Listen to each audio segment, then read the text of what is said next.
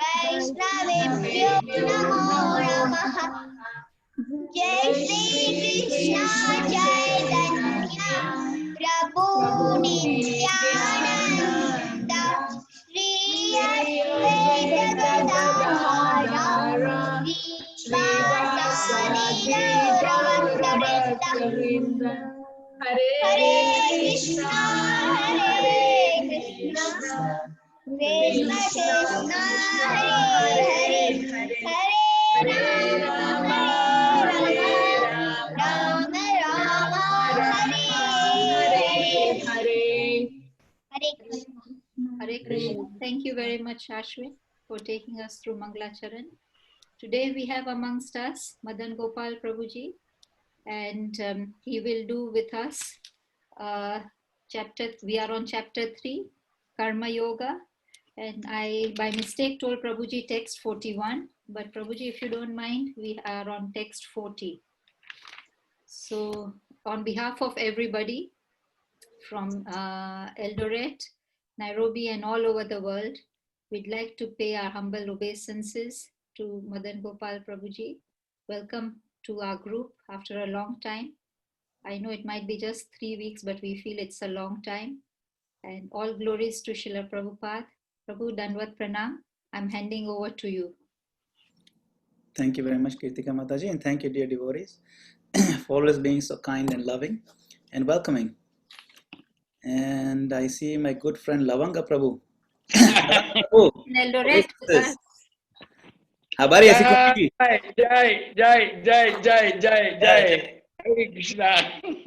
I saw Lavanga Prabhu earlier this year in February. It seems like 10 years ago, but it was this year only, Prabhu. Can you imagine? When we were in Mayapur together. I'm so blessed to take your association, Haribo. Thanks to Zoom. Jai. I tell you, thanks to Zoom.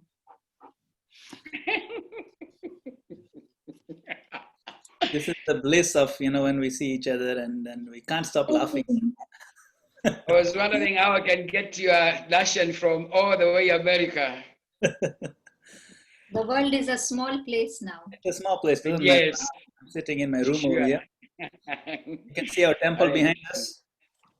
Yes. Our temple is coming up, I was just there on the site yesterday. I was taking some videos of it. I put a video of it on my Facebook page. The construction progress, very nice. Yes.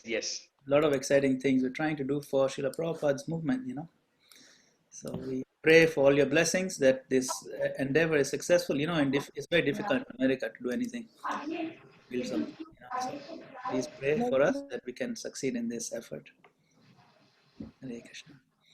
Hare Krishna. Yeah. So today we are studying chapter number 3, text number 40. And it's very interesting. This is something that, it's nice that, you've studied all this far. And Arjuna had asked a very interesting question about, how is it that someone does something even though he doesn't want to do it? I think something like that. I think he'll ask that question later. But the point is that there's only one thing that prompts people to do something that is against their own self-interest. That is this lust. Lust. See, Arjuna asked in text number 36, right? If you remember, he asked, right? By what is one impelled to sinful acts even unwillingly, as if engaged by force? And then Krishna says in 37, Kamesha Krodesha Rajoguna Samudbhava, is only lust is born from mode of passion. And then there's different degrees of covering. So just like fire is covered by smoke, a mirror is covered by dust, or the embryo is covered by the womb, the living entities are similarly covered by different degrees of this lust. Thus, the wise living entity's pure consciousness becomes covered by his eternal enemy in the form of lust, which is never satisfied and which burns like fire. So Krishna has given this analogy of lust being similar to fire. It burns like fire. So first of all, we're using this word lust, and the word Krishna uses is kama. So let us first understand the meaning of the word or the usage of this word lust.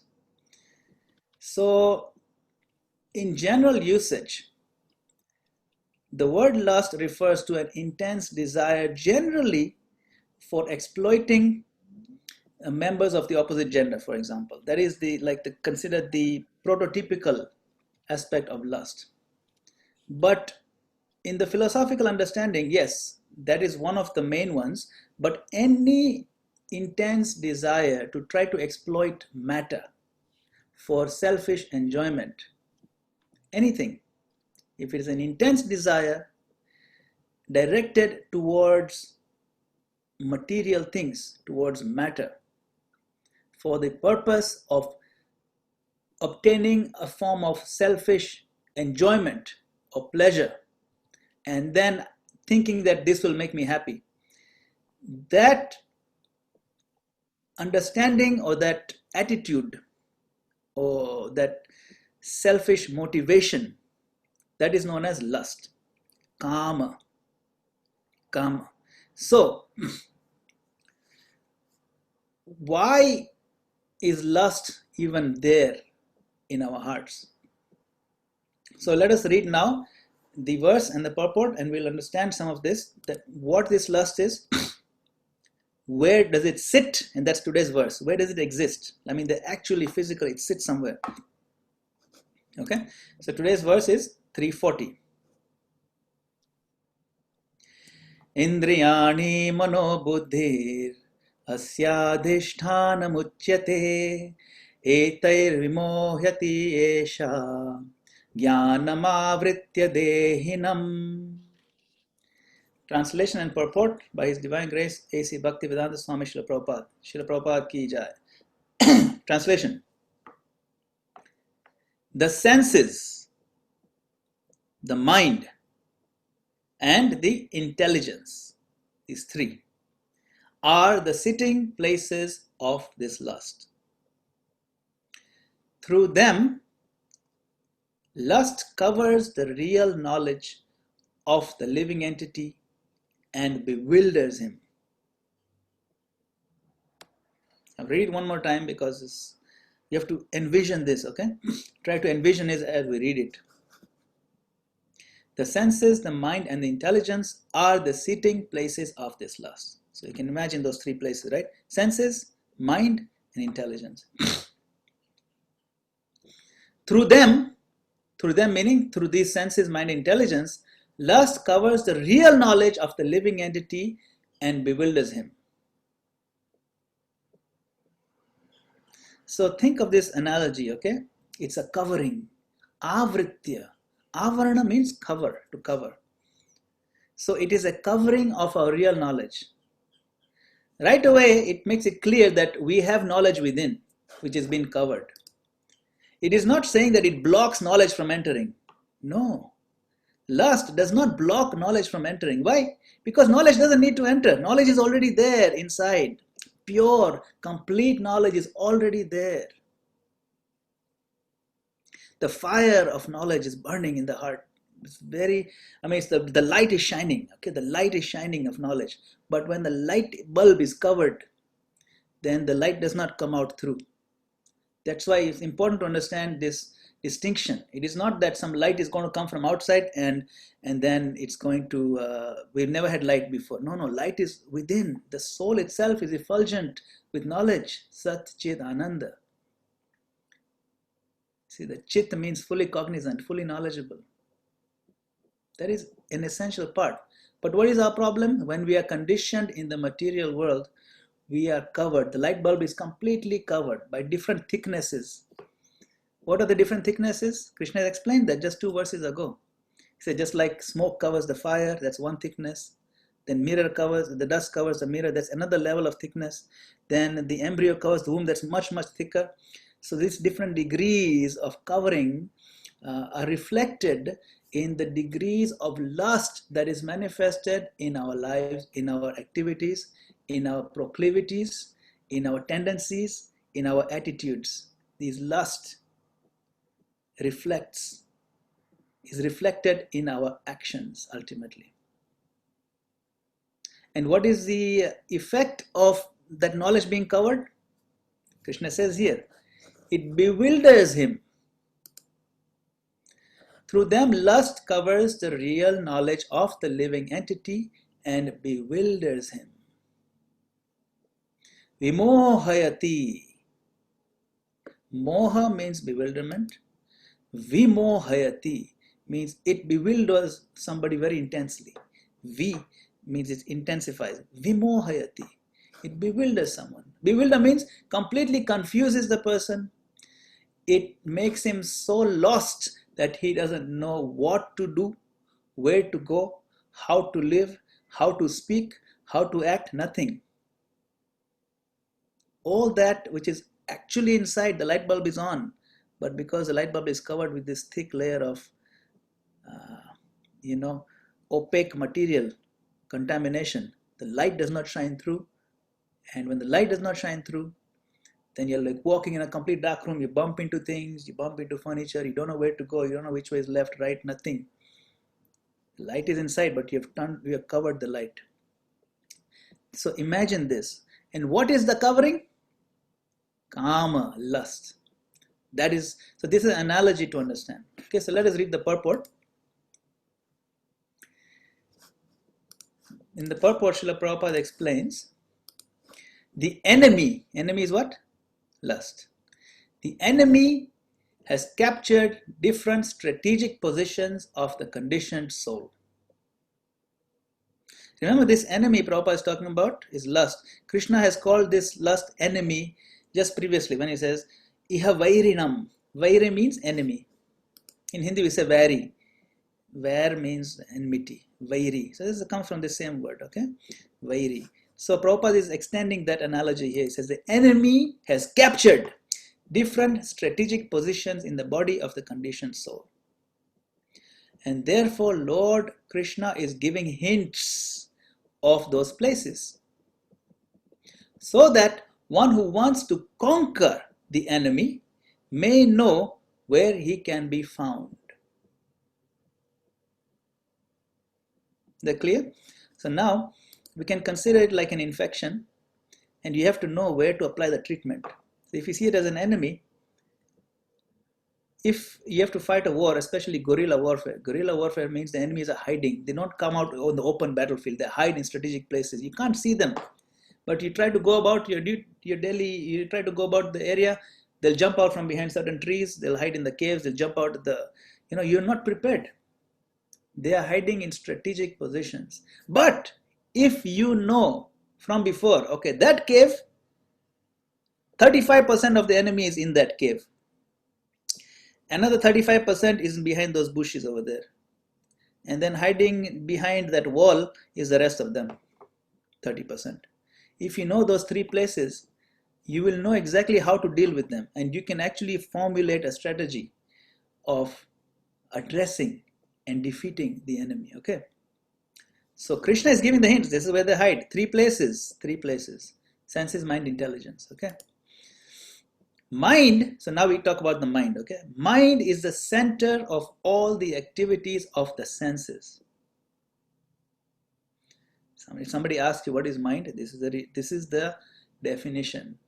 Okay, remember we talk about the mind all the time in Bhagavad Gita. So here let us read the definition, keep this definition in our mind, okay? So it becomes clear what we are talking about when we say mind, when we say intelligence. So what is mind? Mind is the center of all the activities of the senses, and thus when we hear about sense objects, the mind generally becomes a reservoir of all ideas of sense gratification. And as a result, the mind and senses become the repositories of lust. So what is the mind? It is the reservoir, it is a collection of ideas. Imagine I'm a villager living somewhere in Kenya, very far, maybe in the Turkana area. I've never come across internet or television. We have a very healthy village. We have cows. Everything is beautiful. We are getting water because Lake Turkana is not too far. No connection with too much so-called civilization. if I'm living in that area like that, I'm living fairly peacefully because I'm in touch with nature, you know, life is not too complicated. But if somebody comes and teaches me how to use the internet, here, this is the internet, learn about the whole world. Then I start browsing, I go to Amazon, oh, this would be nice to have, this would be nice to buy, nice to, if I get this, I'll get this. Oh, I didn't even know they invented this. Wow, this is so cool. And I look so nice in these clothes.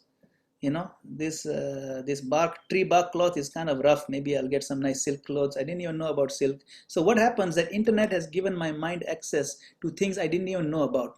Now, when I go through, 50 or 100 different products, and I try to imagine how I will enjoy those products,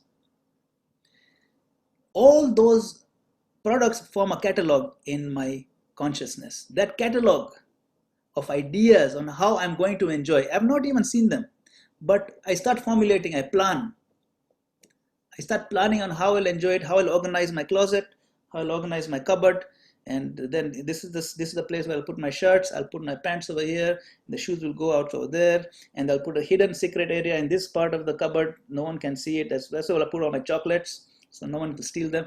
I've never even seen the chocolate before, but I'm planning everything. So all these things, ideas that we meditate on, how we're going to enjoy this way, that way, this happens in the repository known as the mind.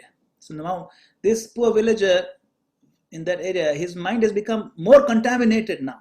Before, your simple life, all he cared was about how to get the water and how to eat and how to cook. And then in the evening they would have some stories. But now his mind is more contaminated because he has so many more ideas of how he'll be able to enjoy materially. This is our repository of ideas of enjoying, which is called lust. So mind is the first stronghold of this enemy known as lust. Okay, that's why Prabhupada says, reservoir of all ideas of sense gratification, that is the mind. See, when we hear about sense objects, the mind generally becomes a reservoir of all ideas for sense gratification. So that is the mind. Okay. Next, the intelligence. The intelligence department becomes the capital of such lustful propensities. Now, this next sentence is very, very, very important. In fact, I use this sentence all the time, reminding myself, what is intelligence? The intelligence is the immediate next door neighbor of the spirit soul. If you're taking notes, this is the one thing to take away today, because it has very deep implications in how we go about prioritizing our spiritual growth, our spiritual life. The intelligence is the immediate next door neighbor of the spirit soul.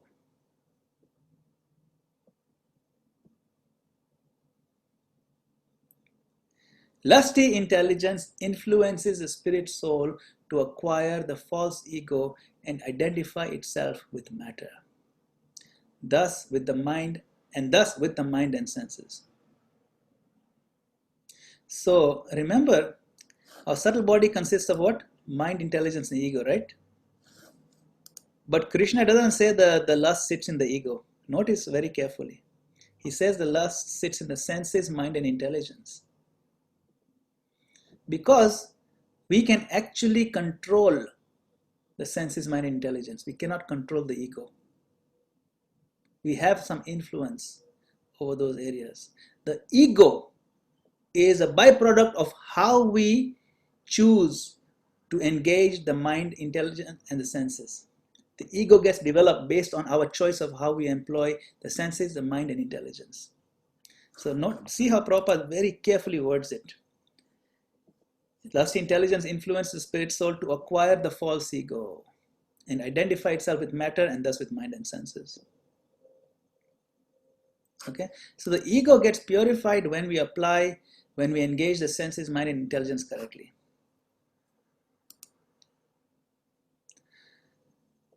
So when the mind and intelligence have been contaminated by lust, the spirit soul becomes addicted to enjoying the material senses and mistakes this as true happiness. Notice the use of the word addicted. Spirit soul becomes addicted. Means, like a drug addict, when a drug addict takes the drug, the sense of dopamine that gets flooded, the sense of pleasure that gets flooded because the chemicals are in your blood, but they're actually damaging your body and your mind so deeply, and they're wearing you out very quickly, and they're shortening your lifespan and changing and clouding your judgment. But that you don't see. All you care about is the sense of, for a few seconds you get some pleasurable feeling at the cost of so many things. Cost of your health, physical health, mental health, longevity, relationships, career, everything you will throw down the drain for those few seconds of pleasure. That is called an addiction, a self-destructive tendency. It's called an addiction. So here Prabhupada says the soul becomes addicted to enjoying the material senses and mistakes this as true happiness. So the drug addict thinks this is true happiness, but one who is healthy, he knows this poor fellow, look at him, he's just killing himself, he's even destroying the fabric of society by his bad activities. He's ready to murder somebody to feed his habit. It's a cancer to society. But the addict is thinking this is true happiness. So similarly, if we think that following the dictates of the confused and bewildered mind and trying to fulfill the lust will make us happy, that is the same as the drug addict thinking that this drug is going to give me true happiness. That is the problem. This false identification of the spirit soul is very nicely explained in the Srimad Bhagavatam. Yasyatma buddhi kunape tridhatuke swadhi kalatra deshu bhauma ijyadhi yatirtha buddhi salilena karhi chid janesh abhigyeshu sa eva gokhara.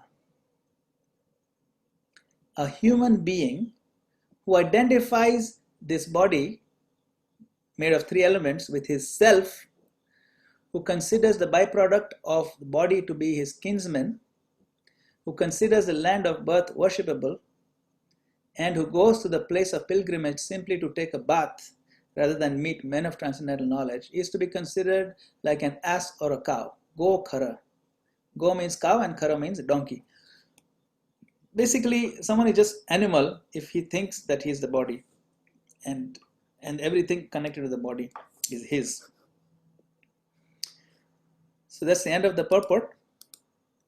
I will come back to the point which I mentioned, that we should know very deeply. This point is intelligence is the immediate next door neighbor of the spirit soul. Why am I highlighting that so much? Because we want to be as close as possible to our true self all the time. Right now we are so distant from even ourselves, we can't even recognize ourselves. It's a form of very deep amnesia. Amnesia means, forgetfulness. To think I am something that I am not. So, to help us recover from this amnesia and the misery that comes with this amnesia, we must bring ourselves closer and closer and closer to who we actually are, which is the spirit soul. Understood? Now, Prabhupada explains that the intelligence is the next door neighbor of the spirit soul, which means the more we engage the intelligence in pure Krishna conscious activities, the more we'll be in touch with the spirit soul. And the more we're in touch with spirit soul, in the sense, the more we recognize ourselves, the more we will feel a deep sense of satisfaction and happiness. Then, when we dance in kirtan, the smile will be genuine. When we sing our hearts in front of the deities, the tears of appreciation will be genuine. When we bow down and we tremble a little bit because we are so happy to be in the presence of the Lord, that happiness will be genuine. It will not be a for show activity. Even if somebody is there watching us or doesn't watch, it doesn't matter to us. What matters is I can be myself in front of my Lord. That genuine happiness and depth of satisfaction can come when we are very close to the soul.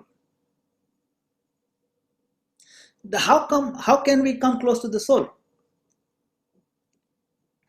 By engaging the intelligence in service of the Lord. Because intelligence is very close to the soul.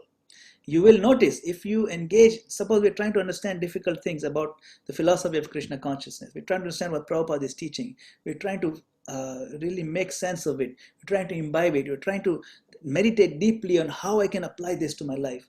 And if we are able to do this 20 minutes a day, half an hour, 1 hour a day, very deeply and singularly focused attention of trying to understand the philosophy of Krishna consciousness. After that engagement of the intelligence, you go and try to do some kirtan. You go and try to do some japa. You'll be amazed at how much bliss is available because we've engaged the intelligence. Even Chaitanya Mahaprabhu teaches that Siddhanta bolye chitte na karo alash. That do not be lazy in understanding very deeply the conclusions of philosophical Siddhanta, the Krishna conscious philosophy. Why do you think Mahaprabhu spent so much time with the Goswamis teaching them the philosophy? And why they wrote all these books? And why Srila Prabhupada wrote all these books? Because when we have a very solid understanding of Siddhanta, then external things cannot shake us because we are living in the gap between the intelligence and the soul. We're living on the spiritual platform, but we can only connect to it through our intelligence. In chapter number 10, Krishna gives us a secret that when we engage in his devotional service, he gives us the intelligence by which we can come to him. So the route to Krishna is through intelligence. We engage the senses in his service, but then the understanding of who Krishna is, that comes through intelligence. Chapter 10, verse number 10, he gives that secret. Tesham satata yuktanam bhajatam priti purvakam dadami buddhi yogam tam yena mam upayanti te. He says, I'll give the buddhi. He doesn't say I'll give anything else. He says, I'll give that buddhi yoga. Because buddhi yoga is the essence of bhakti yoga. If we try to do only the externals of bhakti yoga without engaging the intelligence in reminding ourselves who we are, then it will become what is called a ritualistic approach. But to make it truly spiritualistic and not ritualistic, we have to always engage the intelligence. And the best way to engage the intelligence is to very seriously take to the study of Krishna consciousness as taught by the acharyas, as taught by Srila Prabhupada, as taught by Krishna in the Bhagavad Gita, and as explained in the purports. Very serious. Understand every word. Memorize them. Get the grip of it so that nothing around us can shake our faith. And when the faith is very strong, then we'll have actual access to unhampered and unhindered flow of devotional feeling. Because nothing else is coming in the way. Then the light bulb that has been covered, the light bulb which is shining forth, the uncovering becomes easier. So we need to apply the intelligence. Now, the intelligence has two very, very important functions. Okay. One is it does the reasoning. It reasons things out. It tries to figure out whether something is reasonable or not. So it applies logic, and we have to reason. So the function of reasoning belongs to the intelligence department. And the second very important function of the intelligence is to override the mind, the impulses of the mind. Mind does not do reasoning, okay? Mind is very strong. It acts strongly because it's connected directly to the senses. So the mind only rejects things or accepts things based on how good it feels. If something feels good, do it. If something doesn't feel good, don't do it. If something is bitter, you spit it out. If something is sweet, you swallow it. That's all the mind cares.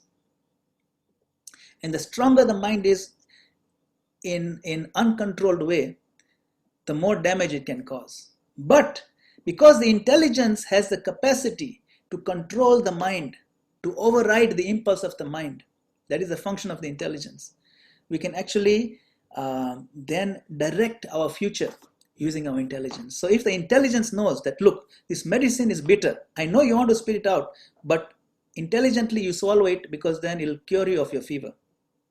So the mind is okay, you are saying, so then I'll listen. So if the intelligence is properly directed, then the mind comes under control.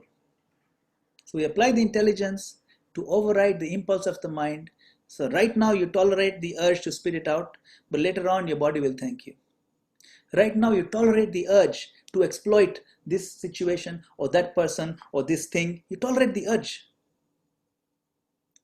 Do only what is right. Do only what will make me progress spiritually. Even if it feels difficult right now, in the end it will be real nectar. That is the job of the intelligence. And the stronger the intelligence has been real aligned and being able to exert its influence over the mind, the more spiritual progress we can make. If the intelligence itself is saturated by lust, then there's no hope, because the intelligence now will be making the plans, detailed plans on how to engage in the lustful propensities. And the mind will be fully following, because mind is very happy. Yes, it'll feel good. Then even then the intelligence said, no, don't do it right now. First, let us make $1 million. Then you'll enjoy like anything. So even that, the intelligence is thinking long-term lust. For the long-term lust to be successful, the short-term, you have to make some sacrifices. Right now, I'm in college. I'm not going to go drinking in the bar with my friends. I'll study hard. But when I get a good degree, then I'll make millions. Then I will own all the bars. You see? Then I'll own factories of beer. And I'll enjoy like anything. So that is also intelligence, but it's like trying to enjoy lust in a next level scale. So that is not a very smart thing, even though it may feel very smart. So if the intelligence itself is contaminated by lust, then we lose even much more, because now we'll do longer scale damage, bigger scale damage. So the senses, of course, they're very happy engaging in lustful activities, sense gratification. The intelligence is the key. Intelligence needs to understand what is right, what is wrong, what is beneficial, what is damaging. Then, using the intelligence, we override the impulses of the mind and train the mind that, look, when we absorb ourselves in Krishna consciousness, you will feel immediately satisfied and peaceful. Then intelligence also controls the senses. Using the intelligence and our understanding that this is right, this is wrong, we will tell the senses, okay, no more those things you used to eat in the past. Forget about them. They may have tasted good, who cares? Forget it. No more nyamachoma and taska. Finished. Okay. From now on, we are only going to take Krishna prasadam and charnamrit, and it's delicious. And you'll make progress. So the mind is controlled. The intelligence is directing everything properly. And the senses then automatically come in control. Okay. Then we can also work the other way around. We only engage our senses in things that are conducive for Krishna conscious growth. And the mind will, that action also helps purify the mind and intelligence. So it works both ways. We use our intelligence to override the impulses by applying the knowledge we have taken. At the same time, we control the senses by only taking in things that are good for us. And then we engage the mind in thinking and absorbing our meditation on planning. And we plan for how we'll enjoy. We'll enjoy the arti. We'll enjoy the kirtan. The festival is coming up. Janmashtami, we'll enjoy like anything. Because the mind just cares about enjoying. We'll serve the devotees, we'll feel nice. Yes, it feels nice to serve devotees. It feels nice to serve the Lord. It feels nice to even help devotees who are having issues, resolve their issues. It feels nice.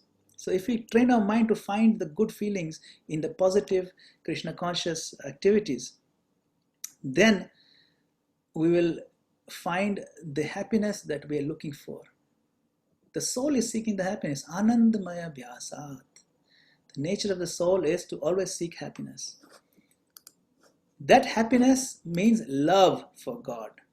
But that love, which is very strong, very intense, because the soul has chosen to enjoy separately from the Lord, the love is not thrown away. That love gets converted to this lust.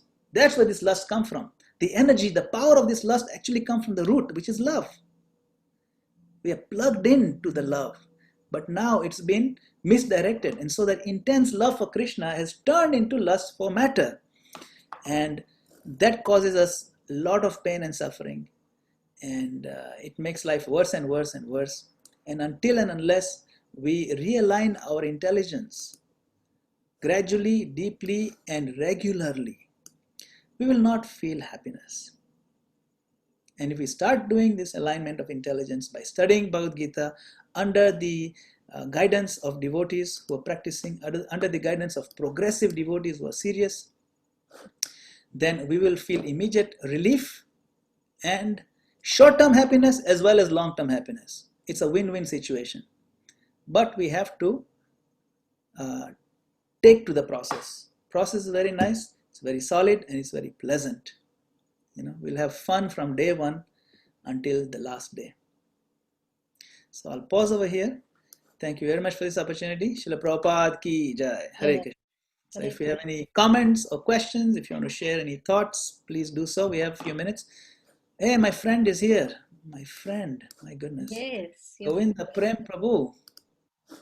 He's raised his hand. My brother from another mother. Hare Krishna, please. MadanGopal, please accept my obeisances. All good, Srila Prabhupada. Good to see you. So happy to see you, Prabhu. Yeah, thank you for your nice talk. I had two questions actually, simple questions. The first one, since you mentioned that lust is sitting in these three places, does anger and other vices also sit in the same place? That is a good question.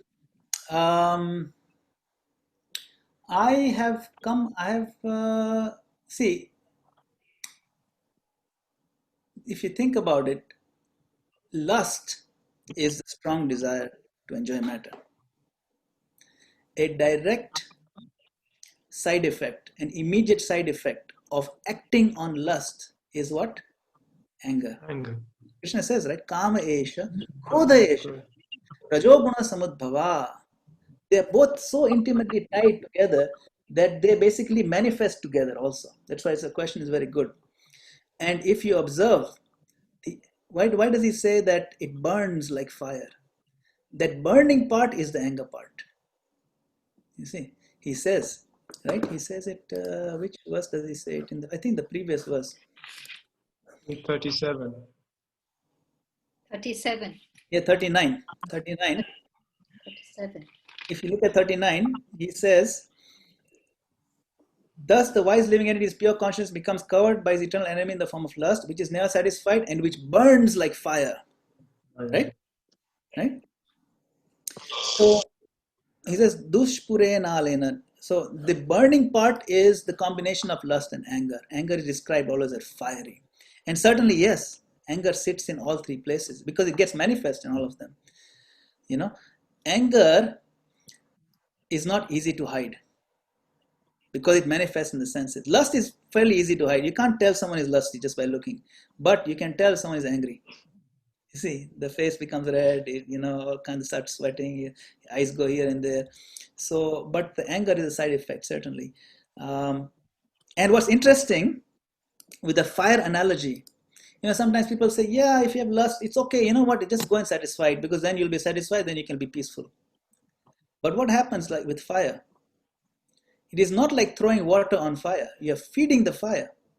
You're throwing petrol on the fire. You see? So when you throw petrol on the fire, when you satisfy the lust, it's not like throwing water, it's like throwing petrol. When you throw petrol on a big fire, for about 1 second, the fire will go down, actually. You say, yes, finally. But the second moment, it is up and much more stronger than before. That is the nature. So the anger comes because happiness that was promised is not delivered. And therefore, someone becomes angry. You see, the happiness that lust has promised, it's not advertised. Yeah, it's not as advertised. You see, that frustration leads to anger. Yeah, but definitely. Go ahead, Prabhu. Okay, my second question. Sorry. So this example that is given in verse 38, does it also relate to the three modes of nature according to the three examples? And a devotee is in which covering? On verse Oh, 38. yeah. The 3 degrees of lust. So, Haribo? yes, can you hear me? Yes, Prabhu. Yes. Okay, I can hear you. You can hear me, right? Okay. So,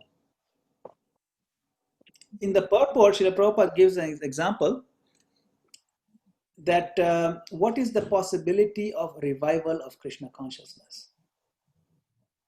You see, the different degrees of lust, the different degrees of thicknesses of covering that Krishna gives, right?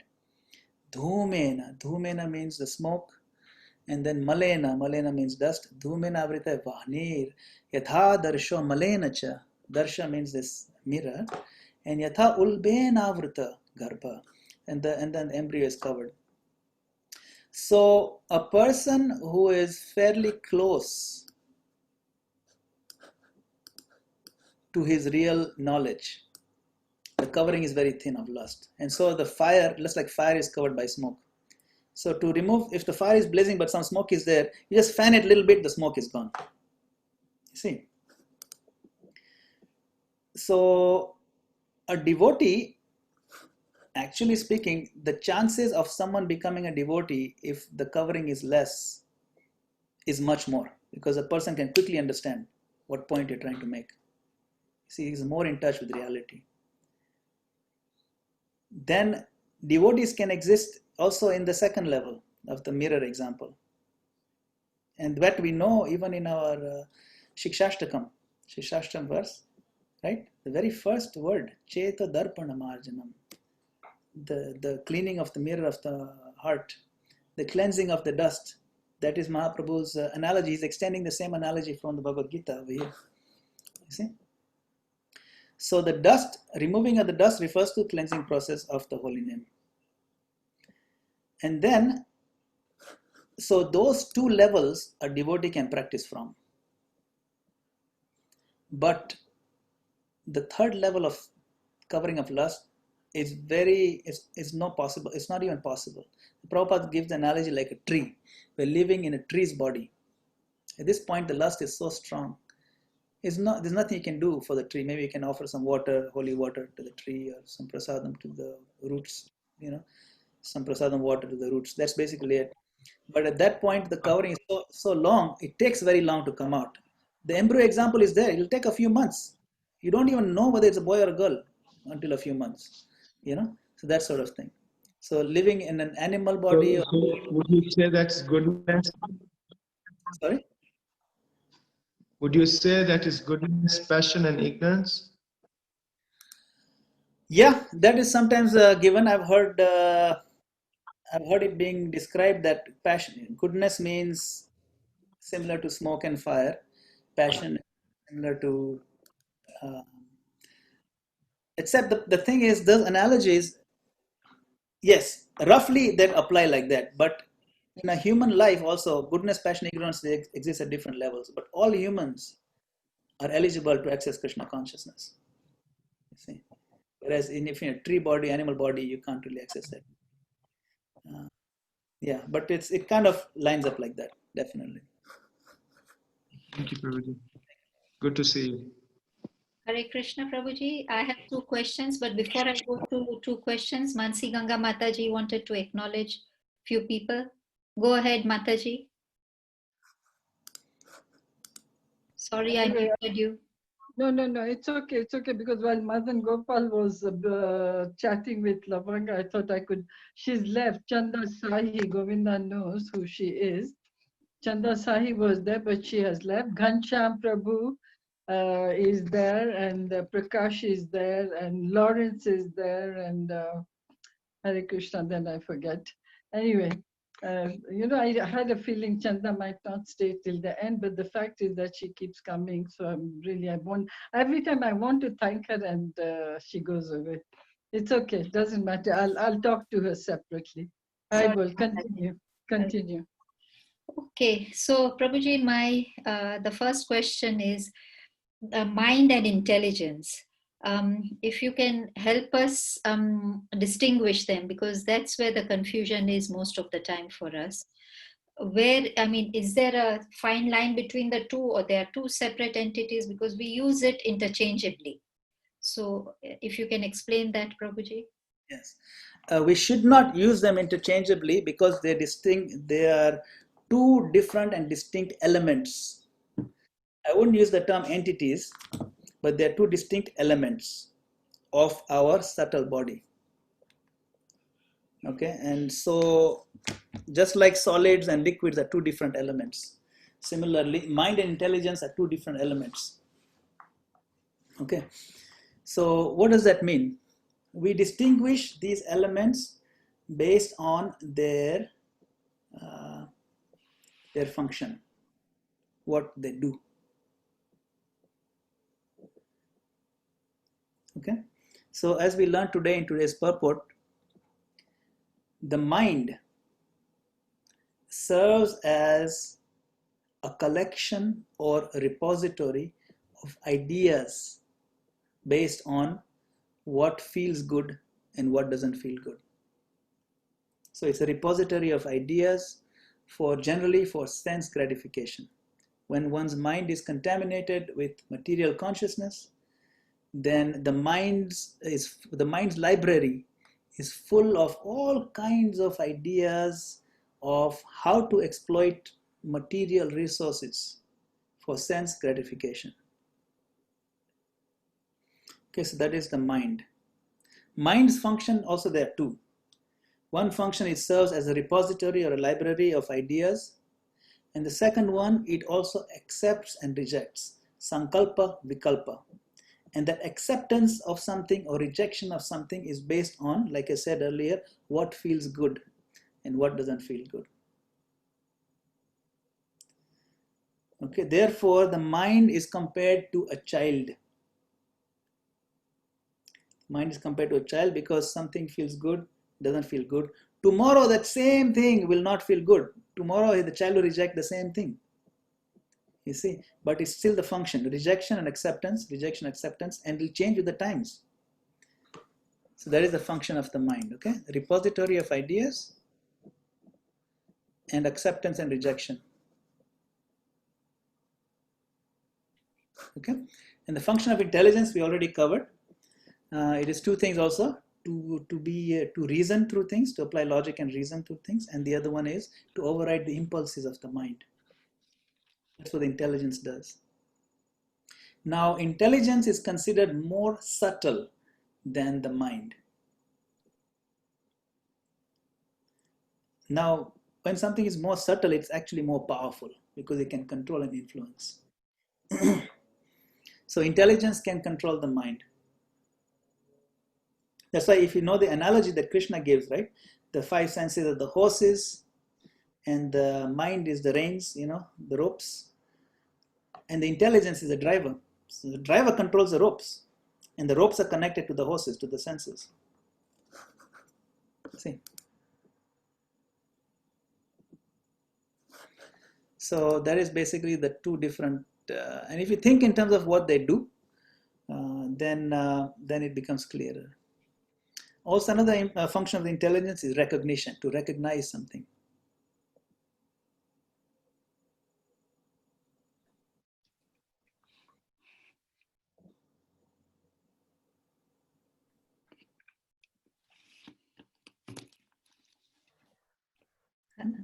Hare Krishna, Prabhuji. Thank you very much for clarifying the two.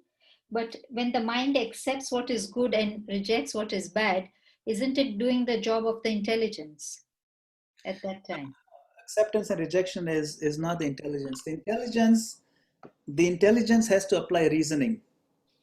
That reasoning can also look like acceptance and rejection, but the actual job of allowing it in is done by the mind. The mind is a gatekeeper to the senses.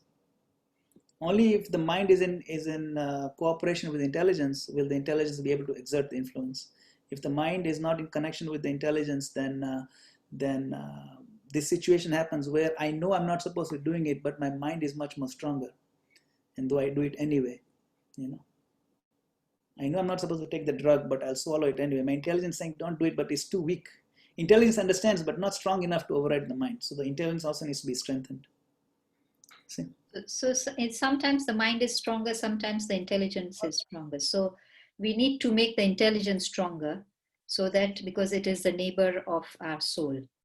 It needs to be made stronger, and stronger itself is not enough. You need to first align it correctly, because a strong intelligence that is pointing the wrong direction will cause even more damage. You see, strength is not enough. It has to be properly directed. You see. Okay. Thank you, Prabhuji. This question is I asked before, but I'm still seeking clarification. So lust leads to wrath, which is anger. This is in text 37. So if your desires are not satisfied, you'll get angry. And then when you get angry, it is transformed into illusion. And then if illusion then continues with material existence. So I need to understand this illusion. If you can explain it with an example, I'll appreciate, because it's still... You're talking about chapter 2, right?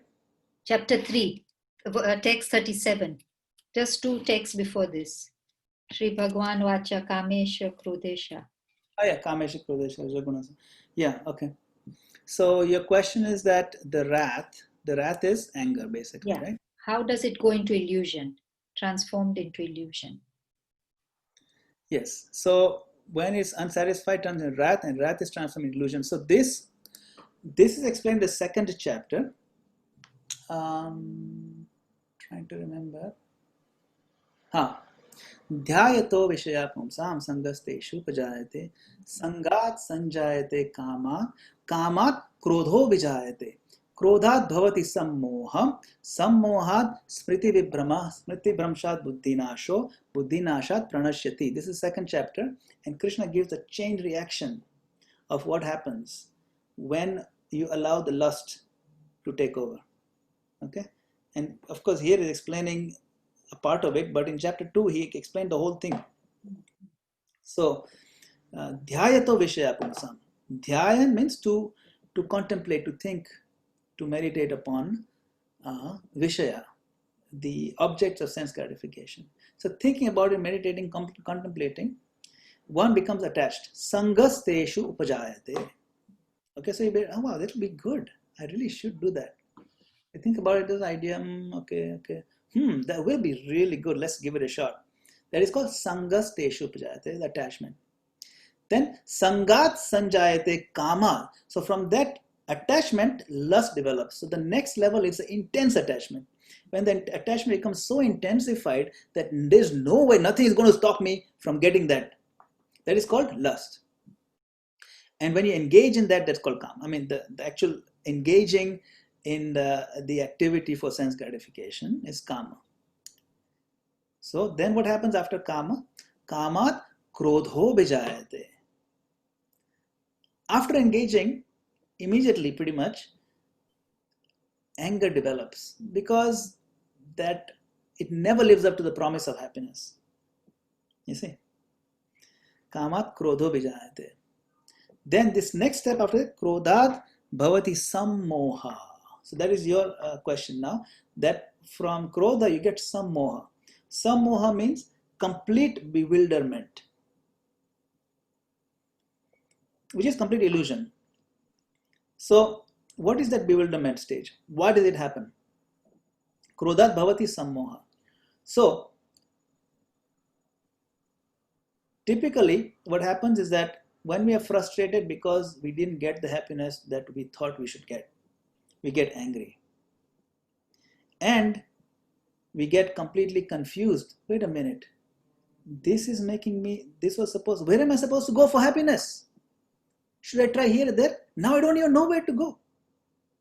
This was supposed to be the one thing that's going to give me happiness, and it completely failed miserably. Now I don't know where to go. That question of, that feeling of now I don't know what to do is called sammoha, bewilderment, deep confusion. Then typically what happens, that person can do one of two things. That person can say, maybe I really need to find something that is categorically better or different. Sense gratification is not where it is. Maybe I'll find it in spiritual life.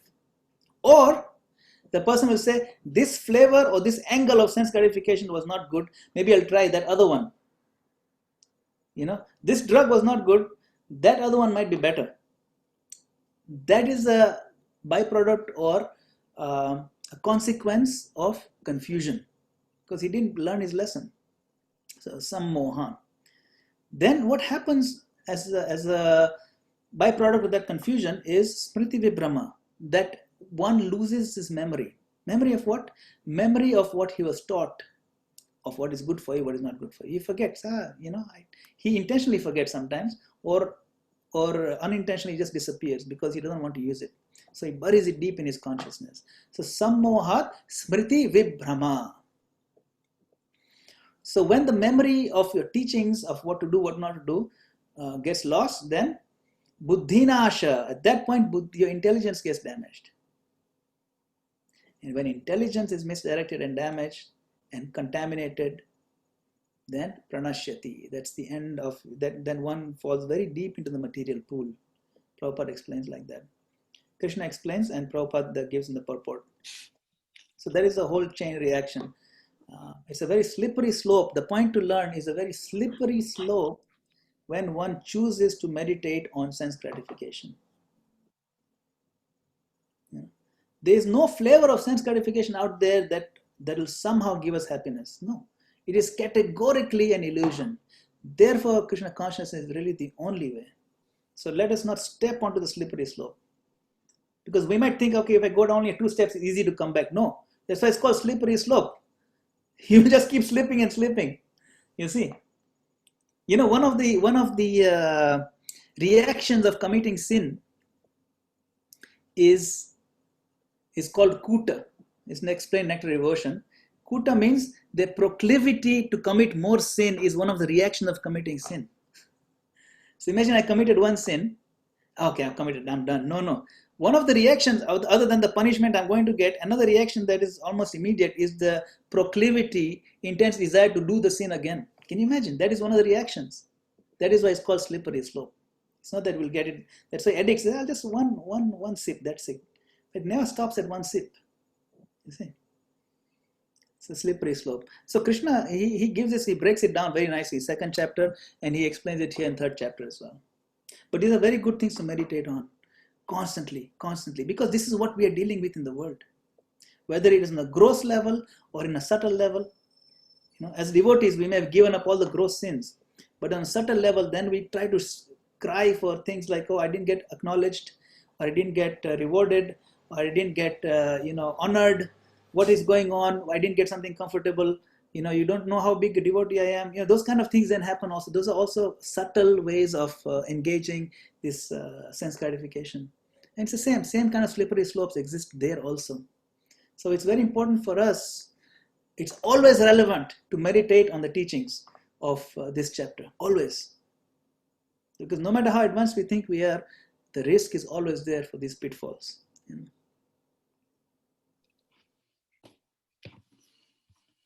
Hare Krishna, Prabhuji. We have, it is now 7 o'clock, and I know you wanted to go early, but... that's fine. My meeting is, it got cancelled, so otherwise I was... Oh, Hari Bol. That's good. Minutes ago, so yeah. Okay, so more questions, please. Anybody with a question? Please raise your hand. Or just ask, unmute and just ask, Ravi Prabhuji.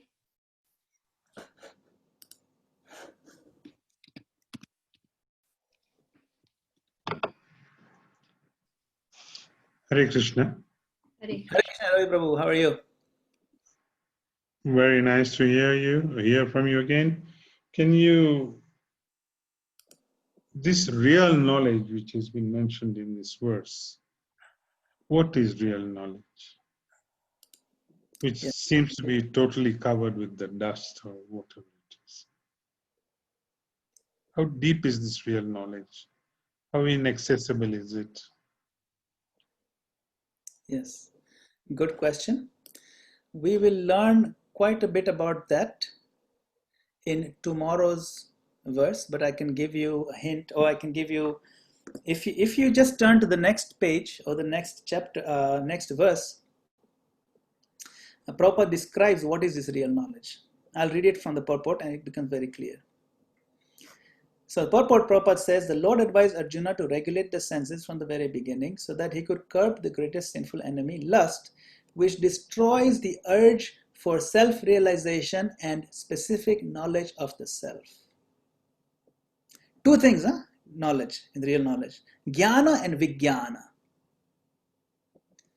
Jnana refers to knowledge of self as distinguished from non-self. Or in other words, to know that I'm spirit and not the body, not the matter. That is Jnana.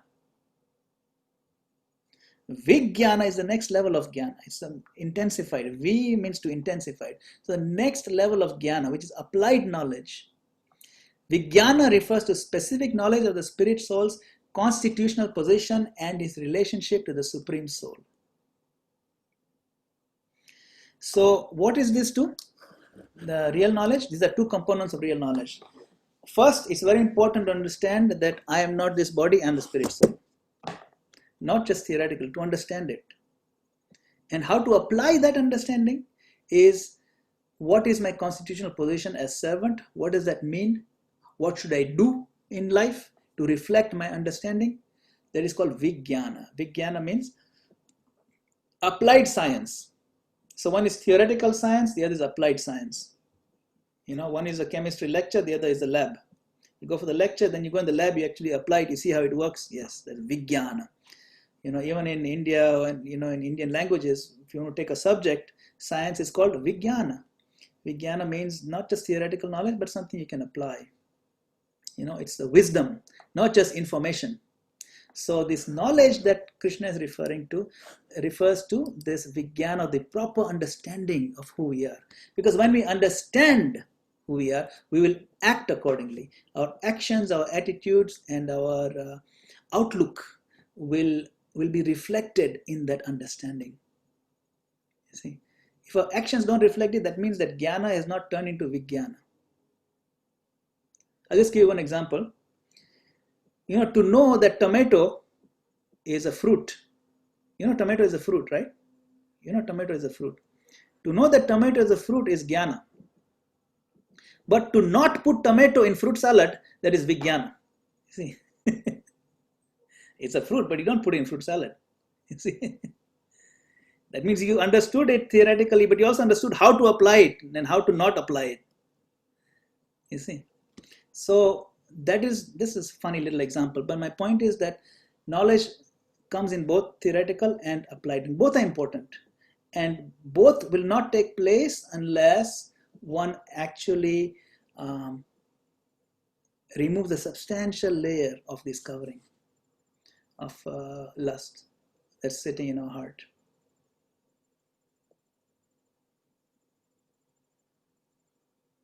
Is that okay, Ravi Prabhu? Yes, well, it's given more and more food for thought and confusion, but we're on the right. I like Ravi. Confusion. You thoroughly, so that that's the idea. Actually, these discussions should generate so much confusion that we are impelled to read it again and again until the things.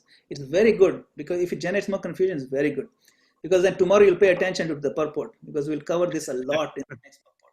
It's a very thorough analysis. Yeah. Thank you. That was very useful.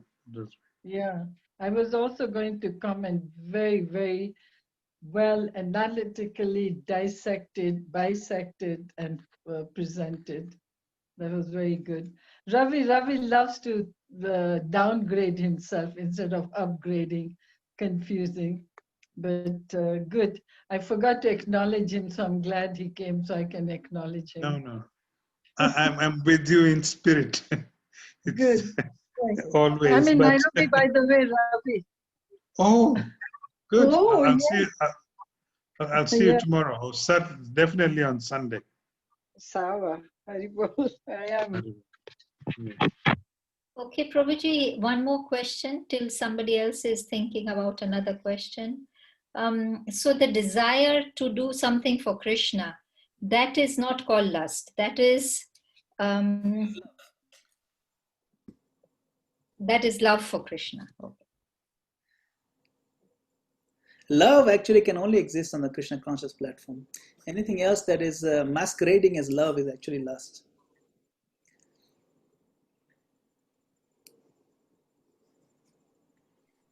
Any more questions?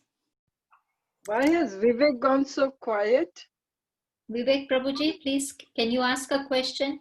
Maybe because I told the group that Prabhuji is here only till 7, so maybe that's why. Divyesh Prabhuji, Vivek Prabhuji, please, can you ask your questions? Prabhuji is with us. No, He's yeah, gone very quiet. Why? Hare Krishna, King. Krishna Mataji, Hare Krishna Mataji. This is Vivek Bhardwaj. No, Mataji, it's okay. No, this topic particularly is really churning me inside out. And I'm as Ravi Prabhuji very nicely said just now. That is a very nice answer. That every time we discuss, we are going more deeper and deeper inside. So okay, it's going inside, but nothing coming out now as questions. That's where my situation is. So let me, accept all these things first, and then I'll come out with something. Okay, Prabhuji, I'd like to acknowledge the presence of Vatsalya Priya Devi Dasi. Hare Krishna, thank you for joining our group. Mataji, we haven't seen you before. Thank you for joining. He's also from Nairobi. Okay, thank you for joining, Mataji. Wanted to show her face. Please, can you show your face so we can recognize you next time I'm in Nairobi? Vatsalya. Anyway, okay, maybe her internet is not supporting. Oh, Any yeah. questions? Divyesh Prabhuji, you are silent today. Yeah, he's also gone very silent. Sorry, Mataji, I was driving from Kakamega to Eldoret. Okay, Prabhu, take care. Don't talk, it's okay. Prabhuji, so the neighbor of the soul is intelligence. So, and where is the super soul situated? Which number? So 13 number is the intelligence and 15 number is the soul, if you are thinking of houses. So where is super soul situated? Yes, the super soul is actually situated right next to the soul. So it is 15A. Yeah, right next to it. Actually, there's no gap between the soul and super soul. So right there attached. Okay. Duplex. Yeah. Coming back to your question, I found a verse in Chaitanya Charitamrita. You might want to refer to it. It's Adi Lila 4, chapter 4, verse number 165. Atmendriya priti vancha tare boli kam, Krishnendriya priti ichha dhare prem nam. So remember, you're saying if you have a desire to please Krishna, what is that? So this is a direct answer given by Mahaprabhu. The desire to gratify one's own senses is kama, lust. But the desire to please the senses of Lord Krishna is prema, love. This is the definition of prema in contrast to kama. You can make a note of this reference. It's a very clear answer to the distinction between love and lust. Thank you, Prabhuji. Okay, Kritika, it's 7 o'clock your time, it's 9:15 our time, and MadanGopal, I think it's his lunch time, I'm not too sure. How is it you have two time zones? Wait, Kenya has two time zones? I'm in 2 time zones, Prabhuji. I'm in London. UK.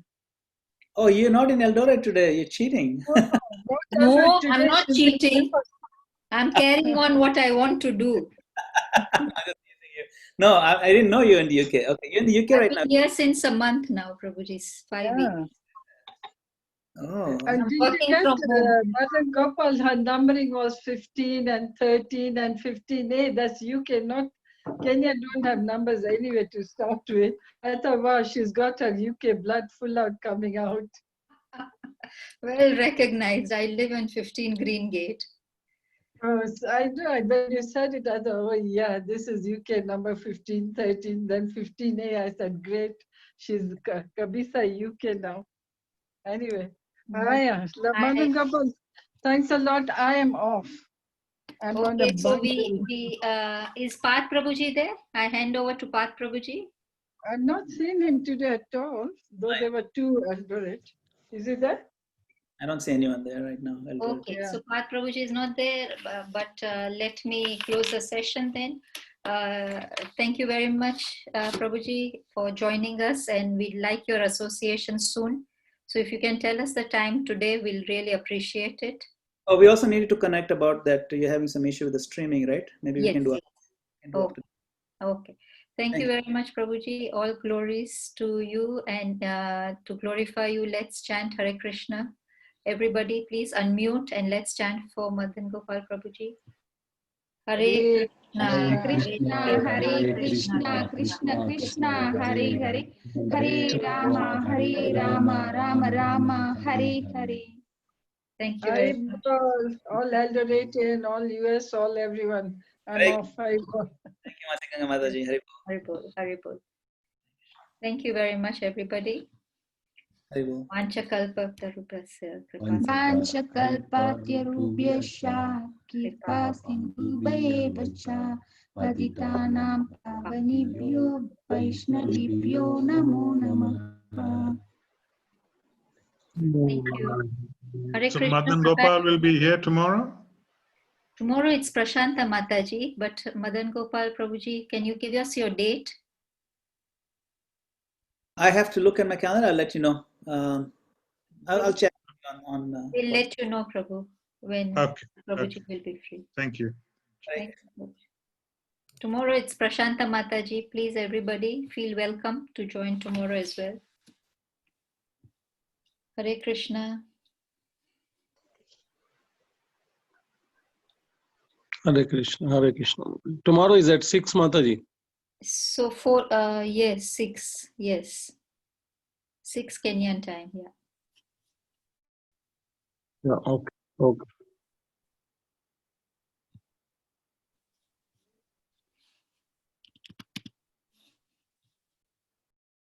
I'm ending the session. Thank you. Hare Krishna.